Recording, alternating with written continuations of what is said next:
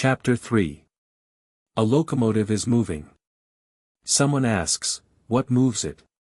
A peasant says the devil moves it. Another man says the locomotive moves because its wheels go round. A third asserts that the cause of its movement lies in the smoke which the wind carries away.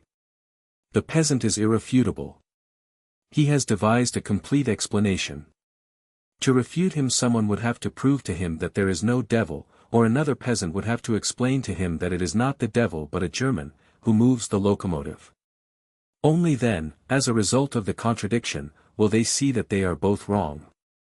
But the man who says that the movement of the wheels is the cause refutes himself, for having once begun to analyze he ought to go on and explain further why the wheels go round, until he has reached the ultimate cause of the movement of the locomotive in the pressure of steam in the boiler. He has no right to stop in his search for the cause. The man who explains the movement of the locomotive by the smoke that is carried back has noticed that the wheels do not supply an explanation and has taken the first sign that occurs to him and in his turn has offered that as an explanation. The only conception that can explain the movement of the locomotive is that of a force commensurate with the movement observed. The only conception that can explain the movement of the peoples is that of some force commensurate with the whole movement of the peoples. Yet to supply this conception various historians take forces of different kinds, all of which are incommensurate with the movement observed.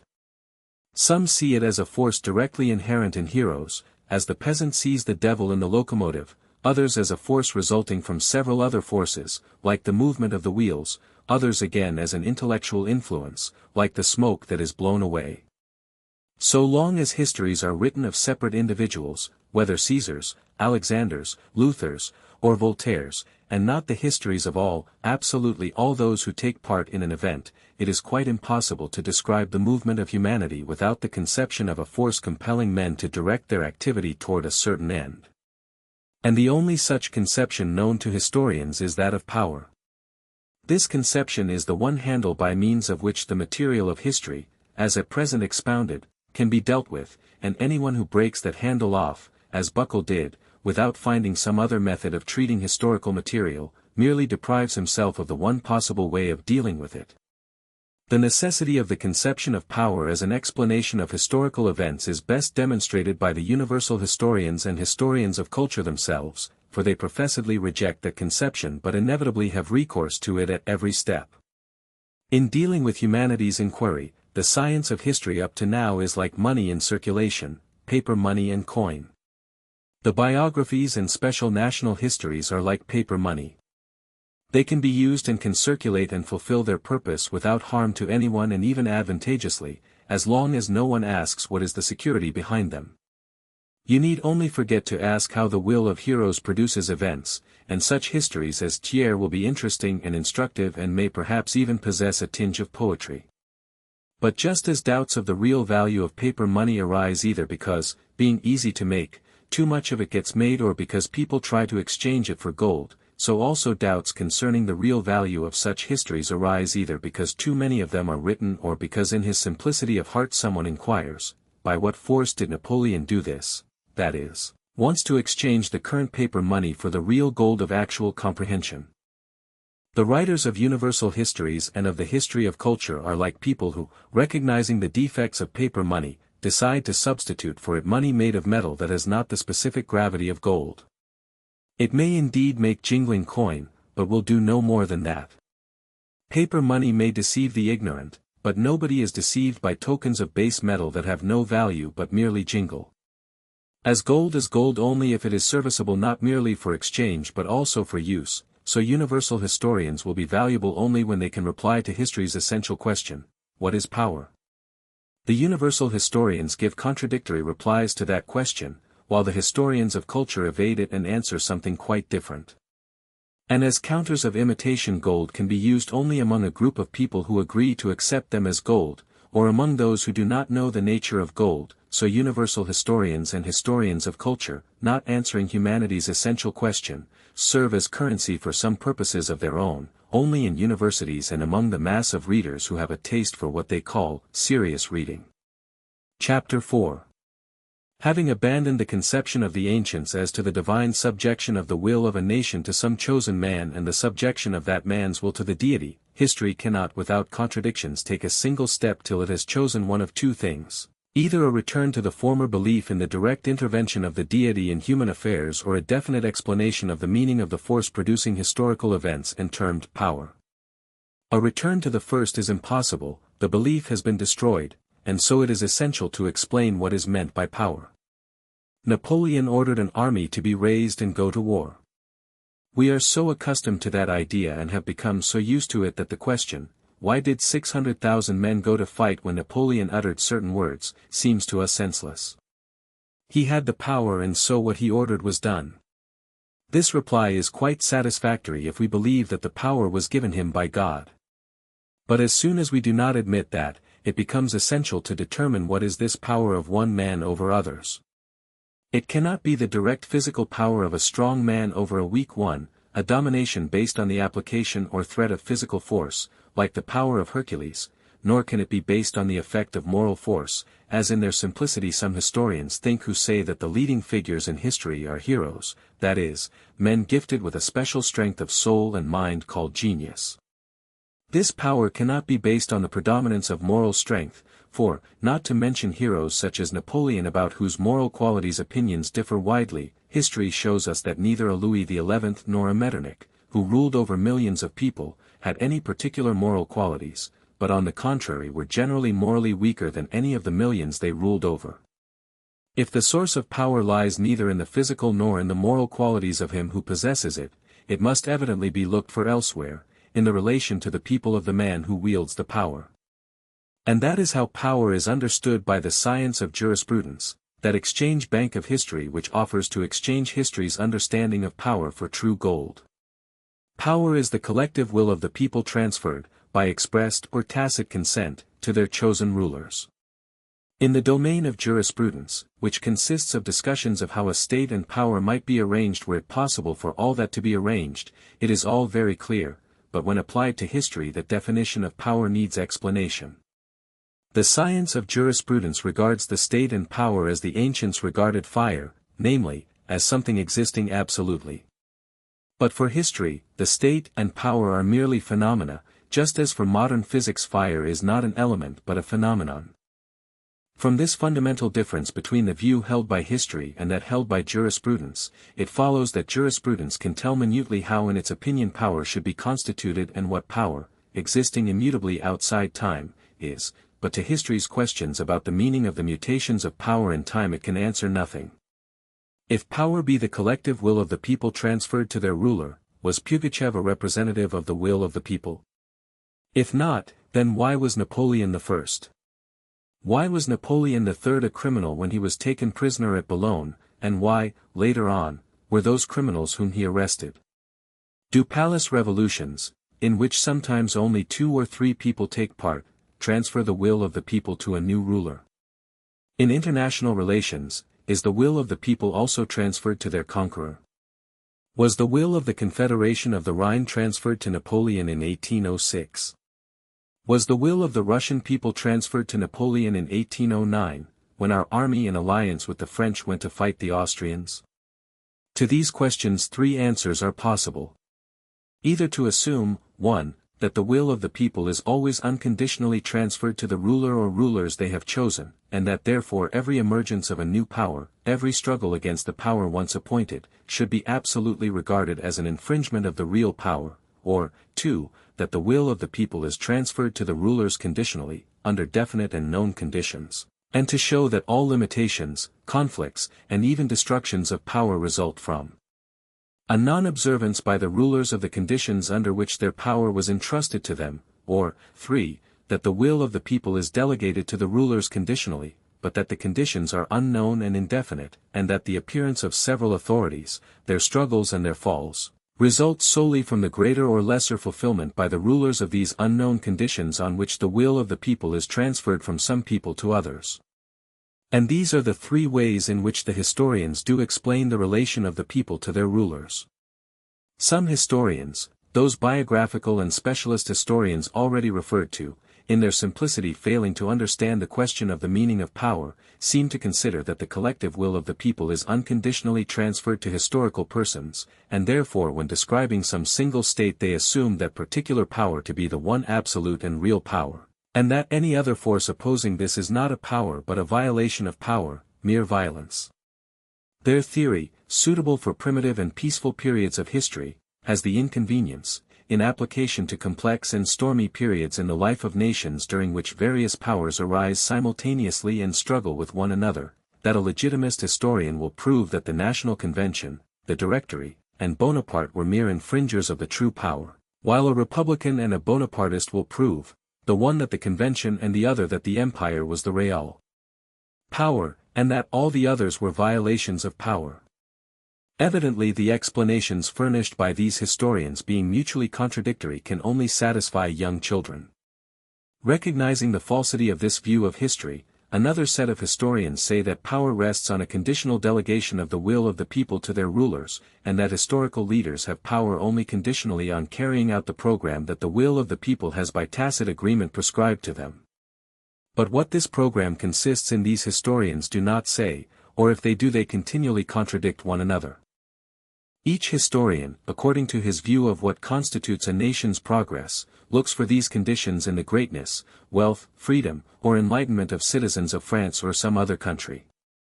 But not to mention the historian's contradictions as to the nature of this program, or even admitting that some one general program of these conditions exists, the facts of history almost always contradict that theory. If the conditions under which power is entrusted consist in the wealth, freedom, and enlightenment of the people, how is it that Louis XIV and Ivan the Terrible end their reigns tranquilly, while Louis XVI and Charles I are executed by their people? To this question historians reply that Louis XIV's activity, contrary to the program, reacted on Louis XVI. But why did it not react on Louis XIV or on Louis XV? Why should it react just on Louis XVI? And what is the time limit for such reactions? To these questions there are and can be no answers. Equally little does this view explain why for several centuries the collective will is not withdrawn from certain rulers and their heirs, and then suddenly during a period of 50 years is transferred to the Convention, to the Directory, to Napoleon, to Alexander, to Louis XVIII, to Napoleon again, to Charles X, to Louis Philippe, to a republican government, and to Napoleon III. When explaining these rapid transfers of the people's will from one individual to another, especially in view of international relations, conquests, and alliances, the historians are obliged to admit that some of these transfers are not normal delegations of the people's will but are accidents dependent on cunning, on mistakes, on craft, or on the weakness of a diplomatist, a ruler, or a party leader. So that the greater part of the events of history, civil wars, revolutions, and conquests, are presented by these historians not as the results of free transferences of the people's will, but as results of the ill-directed will of one or more individuals, that is, once again, as usurpations of power. And so these historians also see and admit historical events which are exceptions to the theory. These historians resemble a botanist who, having noticed that some plants grow from seeds producing two cotyledons, should insist that all that grows does so by sprouting into two leaves, and that the palm, the mushroom, and even the oak, which blossom into full growth and no longer resemble two leaves, are deviations from the theory. Historians of the third class assume that the will of the people is transferred to historic personages conditionally, but that the conditions are unknown to us. They say that historical personages have power only because they fulfill the will of the people which has been delegated to them.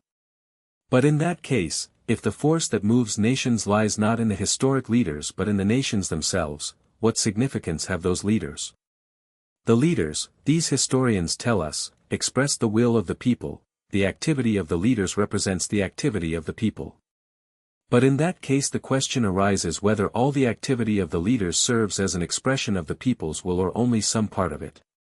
If the whole activity of the leaders serves as the expression of the people's will, as some historians suppose, then all the details of the court scandals contained in the biographies of a Napoleon or a Catherine serve to express the life of the nation, which is evident nonsense. But if it is only some particular side of the activity of an historical leader which serves to express the people's life, as other so-called philosophical historians believe, then to determine which side of the activity of a leader expresses the nation's life, we have first of all to know in what the nation's life consists.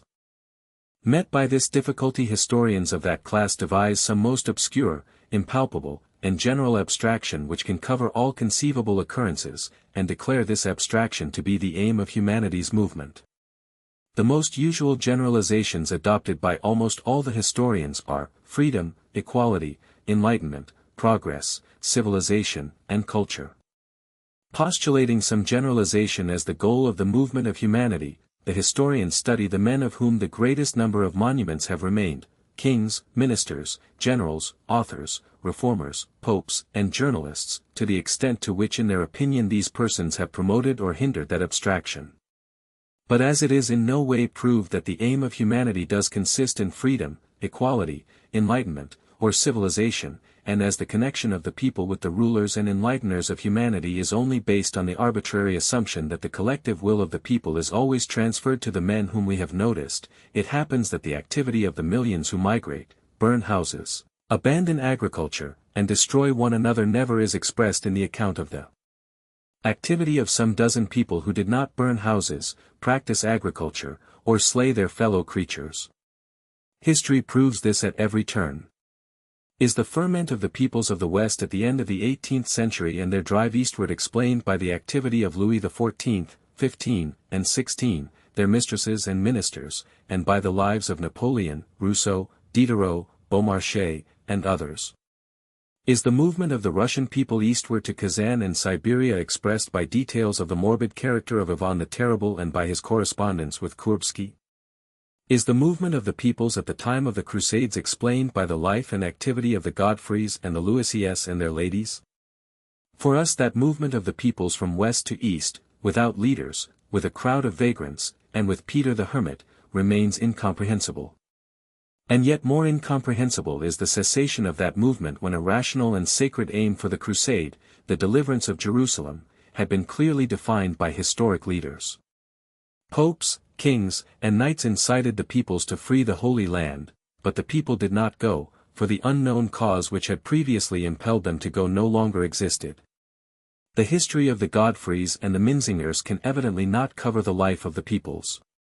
And the history of the Godfreys and the Minzingers has remained the history of Godfreys and Minzingers, but the history of the life of the peoples and their impulses has remained unknown. Still less does the history of authors and reformers explain to us the life of the peoples. The history of culture explains to us the impulses and conditions of life and thought of a writer or a reformer.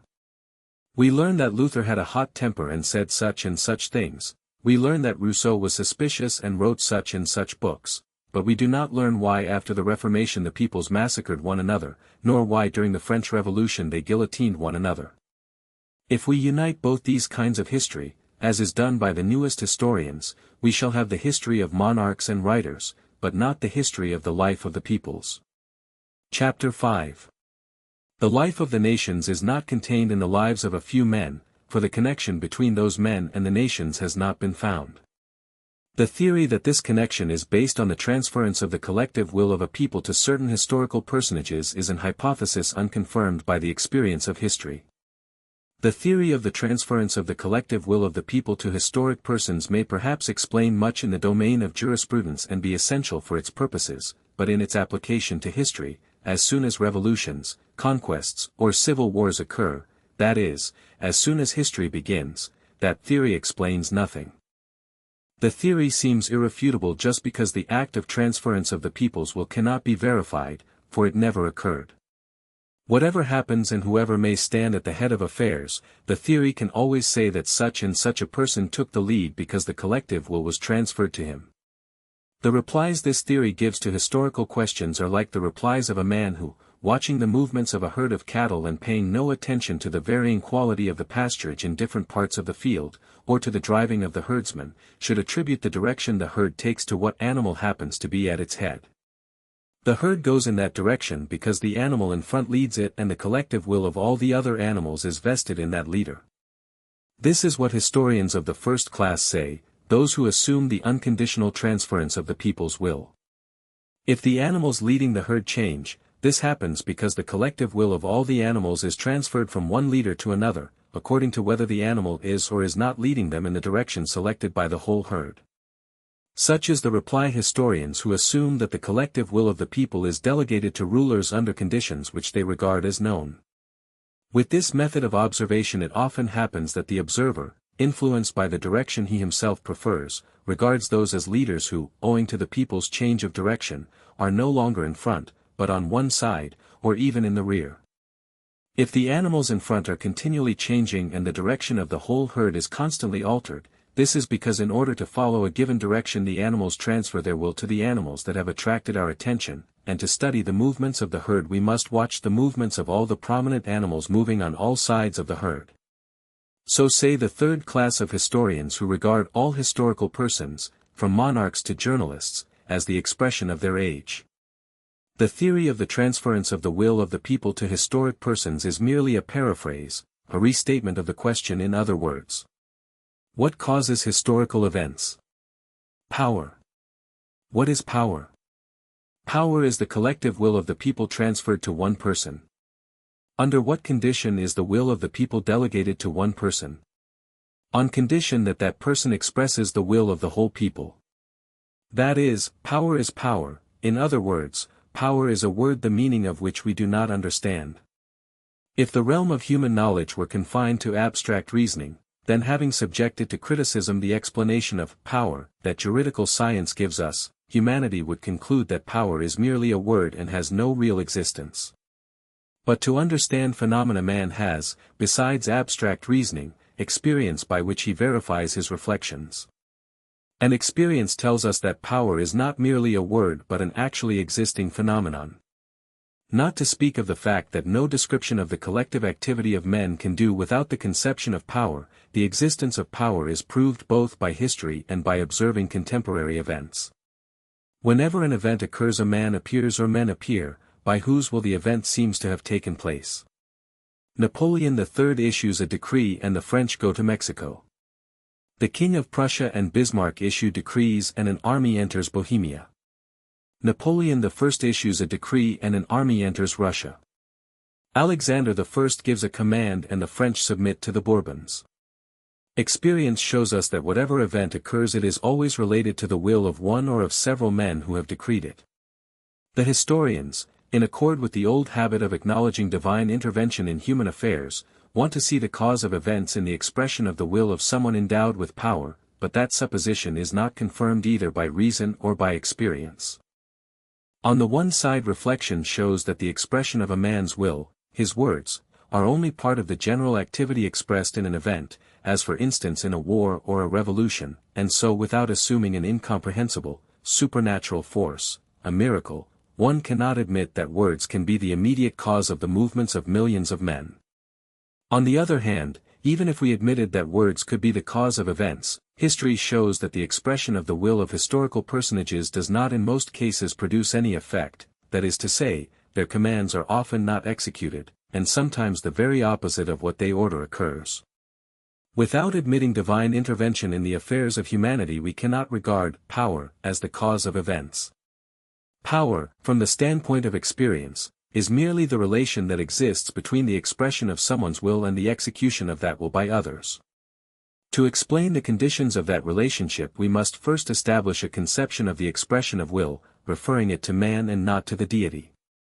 If the deity issues a command, expresses his will, as ancient history tells us, the expression of that will is independent of time and is not caused by anything, for the divinity is not controlled by an event.